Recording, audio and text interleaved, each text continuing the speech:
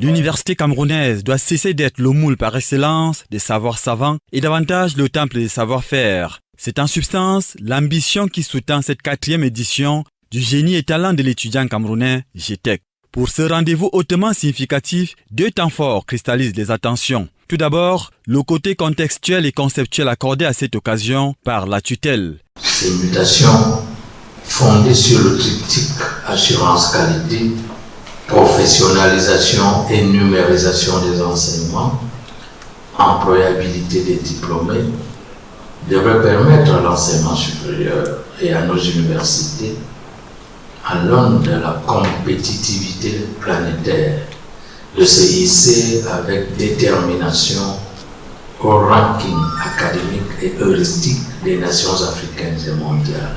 C'est une articulation qui va s'achever par la visite des stands. Près de 40 exposants qui rivalisent d'ingéniosité, un véritable régal pour les yeux. Des innovations toutes inscrites dans l'ère du temps, fruit du génie créateur incommensurable des jeunes Camerounais. Ces prouesses augurent des lendemains meilleurs pour un avenir qui ne saurait s'inscrire en pointillé dans la matérialisation des enseignements universitaires. La preuve, cette trouvaille de l'IAI parmi tant d'autres. Dans notre système intelligent, commençant par le parking fermé, on a un écran LCD à l'entrée du parking qui affiche en temps réel les identifiants de places de parking qui seront disponibles dans le parking.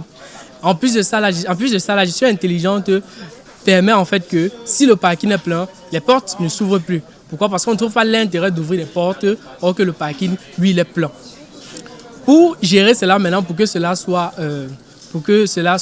ouvert à tous les Camerounais, nous avons associé à cela une application. La seconde dorsale nous conduit sur les exposés thématiques, 2 au total. De la prise de parole d'Armand Claude Abanda, le représentant résident de l'IAI, sur le thème de la professionnalisation des enseignements à l'employabilité des diplômés de l'enseignement supérieur, le numérique au service de l'employabilité, il en ressort que l'employabilité ne peut pas se faire aujourd'hui sans le digital, sans le numérique. Il faut absolument que les systèmes de formation s'adaptent à l'environnement actuel.